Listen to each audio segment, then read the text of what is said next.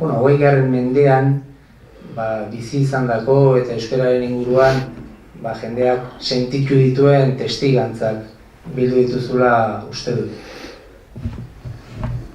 Nire asmoa da, nire hitzaldi honetan bi gauze azaltzea. Alde batetik liburua bera pixka bat zer den o ze kontatzen duen honek. Eta gero beste alde batetik liburu hau osatzeko garaian guk ikusitako eta ikasitako gauz batzuk hemen azaltzea eta zuekin partekatzea. Liburua Euskal Memoria Fundazioak enkargatu zuen esan dezagun eta bi gauz kontatzen ditu. Alde batetik euskararen zapalkuntza, saiatu gara deskribatzen pixkat hori nola gertatu den, zerren gertatu dena eta nola gertatu den, eta gero beste alde batetik liburuak berak ere kontatzen du pixka bat euskararen zapalkuntzazko egoera hortan nola euskaldunek ere jakin zuten, pixka bat horri aurre egiten da euskalgintza dena antolatzen. Euskararen katea utxiak da liburu honen izenburua edo titulua eta horrek azalpena badauka, eta da alde batetik kontatzen duelako nola euskararen zapalkuntzak euskararen katea utzi duen momentu askotan da toki askotan, eta gero beste alde batetik ere liburua kontatzen duen nola euskaldunek jakin izan zuten euskara lotuta zeukaten kate horiek hausten. Horren bi gauztia oso ezberdinak, baina izen berak biak biltzen ditu, ezta. Horren liburua ahalegin hori da deskribatzeko guri gertatu zaigun gauz bat, ez zaigu hori bakarrik gertatu, baina hori ere gertatu zaigu euskaldunoi, eta gaur egungo gure egoera ere honen ondorio bada parte baten. Horren gauza garrantzitsua da, eta fundazioaren ustez bazegoen horre oraindik ekarpen bat egiteko modua. Gauza batzuk bazauden idatzita, liburu batzuk, artikuluak, baina ez behar bada lan bat oso osoa edo hain zabala pixkaten gai honi helduko ziona, ezta. Honekin ez du esan nahi ja bukatu denik, hau kontatzen segitu beharko da, osatzen jarraitu beharko da, baina hemen gutxienez liburuan badaude gauz batzuk kontatuta. Atal horietako bat oso garrantzitsua guretza da herritarren testigantza, hain zuzen ere guk azaldu nahi izan duelako euskararen zapalkuntza ez zaiola hizkuntzari gertatu. Hiztunei gertatu zaie, euskaldunei, pertsonei, izena dituztenak, aurpegiak eta hori kontatu behar da. Torron liburu badu atal bat, liburuak, herritarrak agertzen dira kontatzen, batek solda euskan, beste batek kalean, beste batek etxean, eskolan, pixkat zer den pasatu zutena. Eta hori lortu dugu, hainbat jende, hainbeste urtetan aritu delako grabaketak egiten eta testigantza horiek biltzen.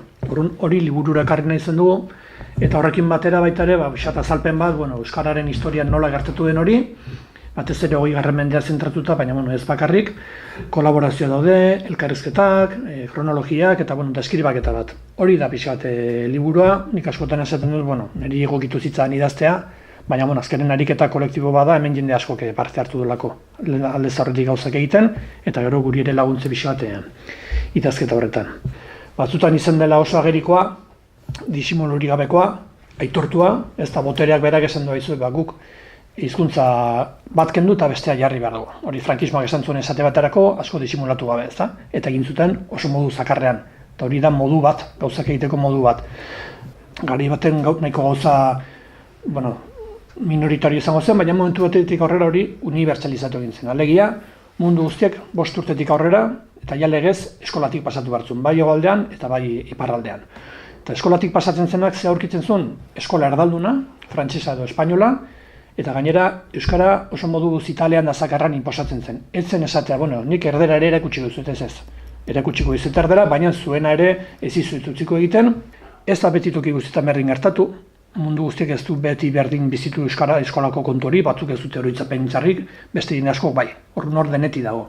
Eta egia da, behar bat herri oso euskaldunetan, ez esango benik goizutan, eskolak ez zuen lortu jende erdalduntzea eta erdera zeitea kalean. Baina ultzanako beste herri batzutan bai, eta eskola izan da faktorea, jende erderara eramantzuna ez da. Orduan, oso garrantzitsu izan da, eta oso modu konstientean erabili da erdera inposatzeko, bai Frantziako estatuak eta bai Espainikoak. Eta hor, teknika bat ezagutuko duzue asko, gutxienez entzuna, eraztunarena ez da, nola eraztun bat jartzen zitzaion ikasleari, hori ez da frankismo garriko kontu bat, 18. mendetik gutxienez dokumentatuta dago.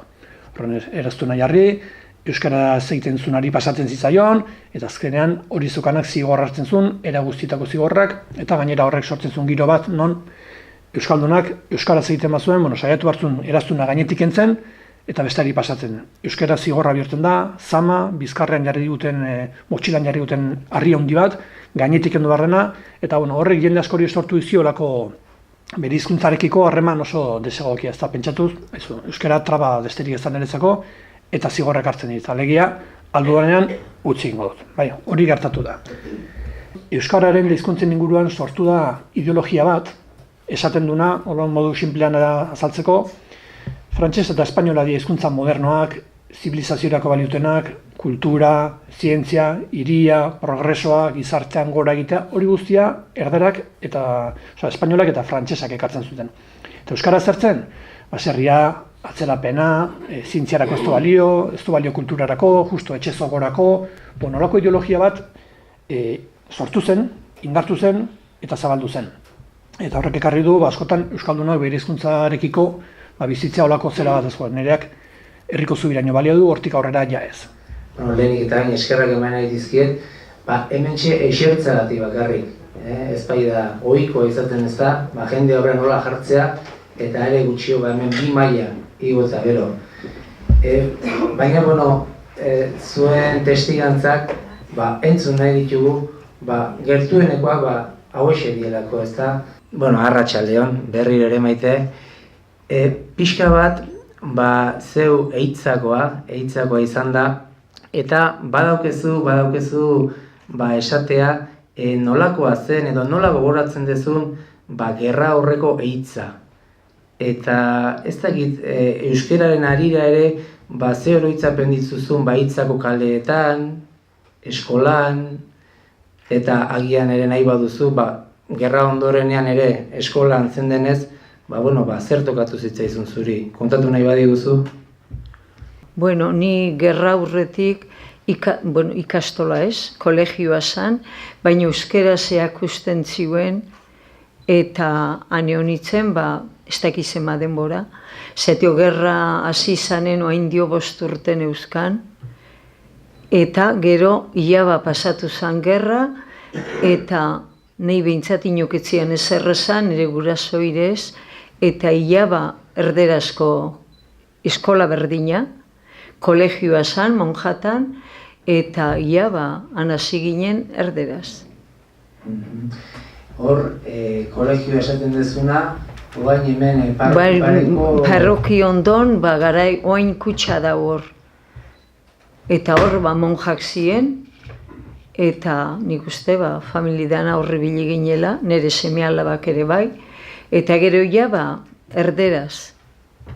Eta etzibeen, obligatu nik ez dakit eiken zan, eitzan behintzat, baina hemen ikusi deun bezala, igual bildurra sartzen zuen, o dotoregok zien erderaz hitz eiken zuenak, eta danok erderaz eiken gendun. Nik ere bai, lagunakin betik erderaz zein dut. Hori kalen esan nahi dezu, etxetik kanpora? Baina etxetik kanpora. Eitzan, baina etxetik kanpora.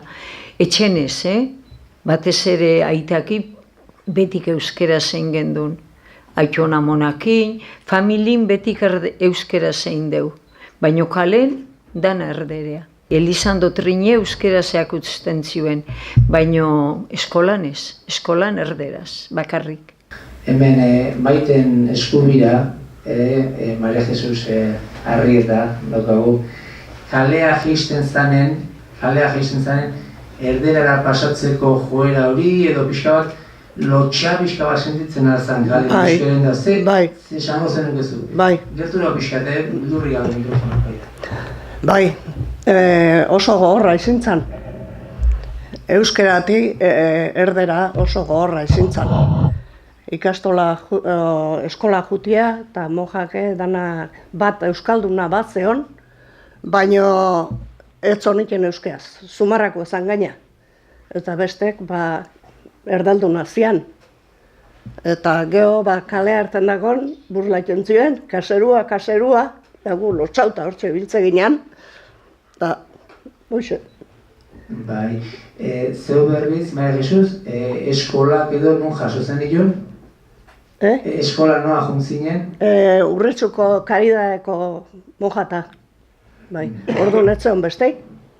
eta zeuri ia gerra osten tokatu zitzaizun eskolan ibiltzea. Bai, gerra osten. Eta ordune eskolan eta izaten altzien, nola, pixkate irakaslek edo profesorek eta gogorrekin altzuen euskaraz inezkeo edo... Ez gendu neken, zati bildurra gendukan, ez gendu neken. Eta oroitzapen horrekordotan badukezu igual inoiz kastiguik edo euskaraz eitea tio edo baten batek edo... Ez gendu neken, dana erdea zeite gendun. Ondo ero gaizki, baina erdea zein behartzan derri hor. Idea izalen zeun maixo erdaldune. Zeun, da katarro horreuen, kiston ez dulet, da nik mehikuna honda, zesan ez negin. Da nik honen guraso ez nengon, ez da osaba izioa zuzteneko gezimen gai. Hori izan da ententu da, izan zien, bihar honai mehiko egola horregutan zeu izalen. Eta tos esaiok, ez dule kiston ez dule, ni uste desateakoa, tos esateakoa ez duk astintzela behagin da. Eman zien pastilla matzu jarabea gozaiz eman zien da ala pasau zan.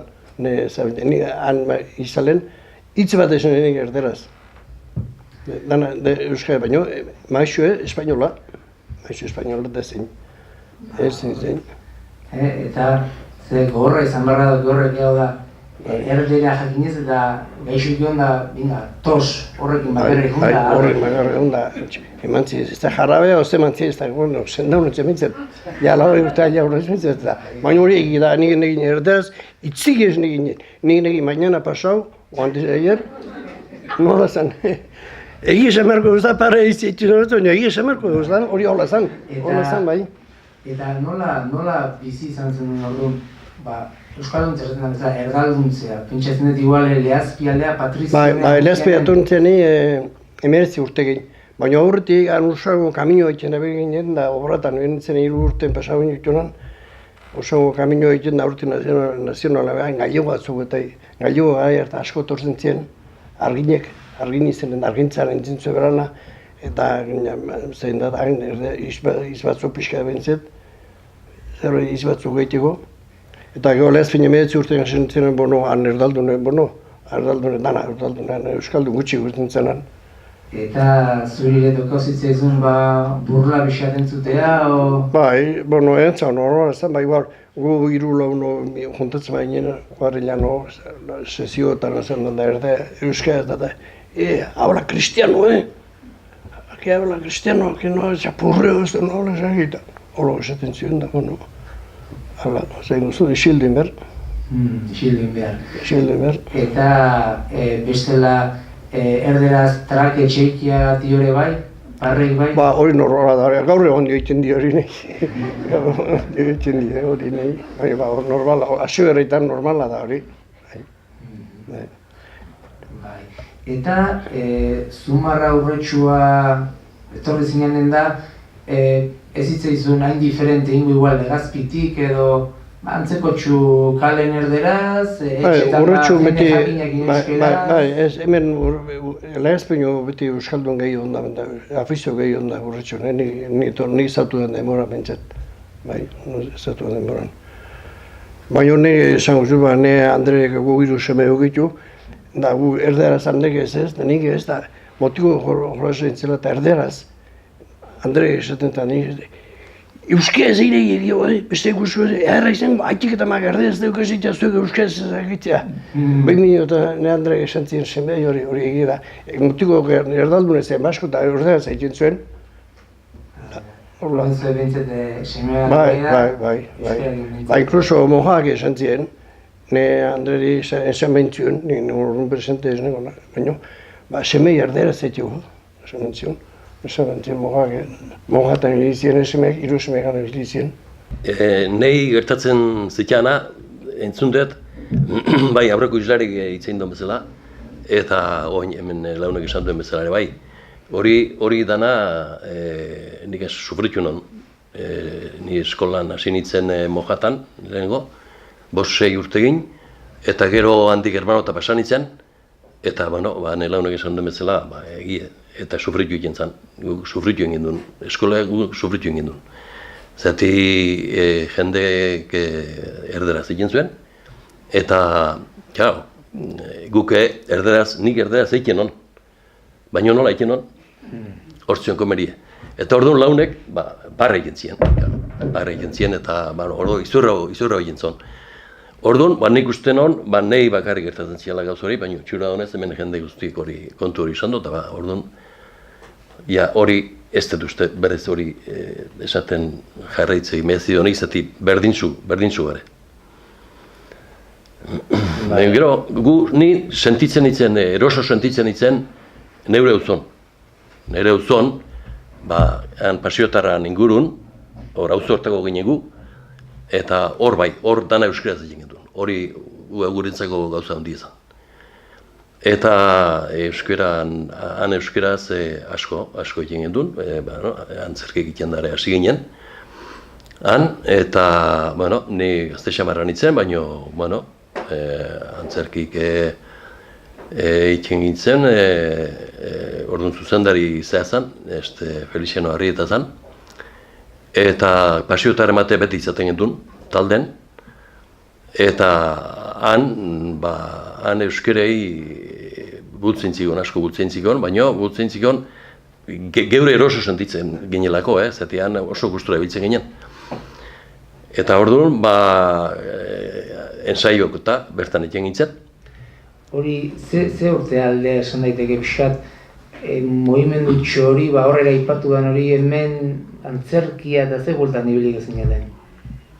Bueno, hori itzeken nahi naiz, oindala 55 bat urte edo gehitxio igual. Bai, ni gazte xamarra nintzen, harten. Eta orduan, bai, ondo. Eta jendea, esaten gendun, antzerki inber gendula, eta hortako ensaioketan egin gintzen. Bertan egin gintzen ensaiok, eta egun baten gertauzikun, porterira etorri ziren gora zibilek, eta, galtu zuen, porteroi galtu ziren, han gazte batzuko norbaitzuk baltzeren. Eta porterok santzionez ez, han etzola, han etzoila inor. Orduan porteroa etorri zan, gureana, eta esan zion hemen ez torri juk, goarzilik etorri juk, eta oin saitu mintzeta zeizu irten, eta gehotxe gertetzen batzu egoa zehati horri biliko juk. Eta orduan, akordatzen naiz, han atzeti, han baserri ezan atzen, eta baserri alde hartatik mendiki buelta, gunginen etxea. Eta, holako zak, eta gero, ensaioa egiten gendun, bakoitzek bere papela irakurtzen gendun, gero antzerki egin bertzon papela irakurri, eta gero, ondoren, pasatzen ginen eszenariora, eta eszenarion, ze lan inber gendun, egiten gendun, gehienetan zuzendari izaten ziuna, gero. Eta izaten zan Feliciano edo pasiotar bat baien duen, tarten, harek ematen zion mimika edo nola moitu behar ginen eszenarioan, da ze eskuta nola behar gintzen, da pixka eta harek esaten zion. Eta zeure kasun esango zenuke, antzerki gintzen sartuko zinela, erderaz izan balitz, edo zan espazioa... Ez norengo baina erderaz, hori da txarra, ez norengo, zati ni euskaldun nintzen, ni etxen beti euskaraz egin non. Gure etxen euskaraz beti egin zen. Eta orduan, eroso euskaraz zentzen ginen. Igual horrek urbildu erazizin duen. Han gustora biltzen nintzen. Eta, antzerki politiek izen batzuk akordatzen naiz, Xerrentzuiko bertakaria, gero osabare bat zan, ehundukate bai, ehundukate obra politi zan, ehundukatzen, gu bia nahi ginen.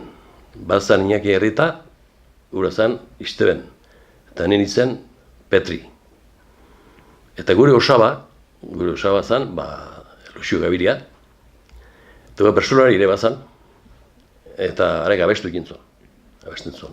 Ehundukate derdauzkat pikupe batian, beste ehun jartzera nua lehenguen gainean, eta Istebenek entzun zion, nundi ote dizki honek, beste ehundukat. Osaba indiano bat badut Amerikan, ark bidaliak dizkit dukadak antzikan. Eta gero iztebenek harrapa bintzion dukatak pikupeti. Olako antzerki eta... Justo txikita betagi landik egun batutara universitatea jo nintzen. Bai idea. Eta han niz askoli kontatu dira, baina da historia bat merezi duna, bizkat ikustea, nun azten errekuperazioa nun azten ez? Eta ni bai abizan nintzen erabat erdaldunduta, erabat, ez? Eta pixo orkitu hau, eta ez da pixo patrona hau. Eta elkartzen ginen hango batzar batean, asamblada batean. Eta hori hango funtzioa zen, nolabait euskarazko klaseak ematea. Arabako jendeak eta batez ere naparrak eta eskatzen ziduten, joder. Todos aquí se euskara, usted no habláis euskara, hijo de joder, pues ustedes que enseñan a nosotros, eta guten egar de asko da juego. Orduan, han hasi zan Sebas, beste Sebas izaten ez, ostras. Eta goratzen naiz, joder. Lehen bate, han ari ziren Asier Etxeberria, gero aktorea da Ramon Agirre, olako jendea eta etorri behar dekik ere klase horretik euskara ez nik jota fuego erdar ziren honez. Gala, ostras. Eta hasi ginen, aste bukaretan, jote ginen eta beste da zan baina jiltziztu eta gero horre izan zen gobernuko ez da izan, kultura ezkuntza. Eta aste bukaretan, igande eta largoetan elkartzen ginen Guaiajelesen etxeno, Asierren etxeno, Ramon etxeno, nire etxeno, elkartzen ginen arratsaldetan eta alfabetatu ginen. Hene alfabetatzea beritzen zen, ez?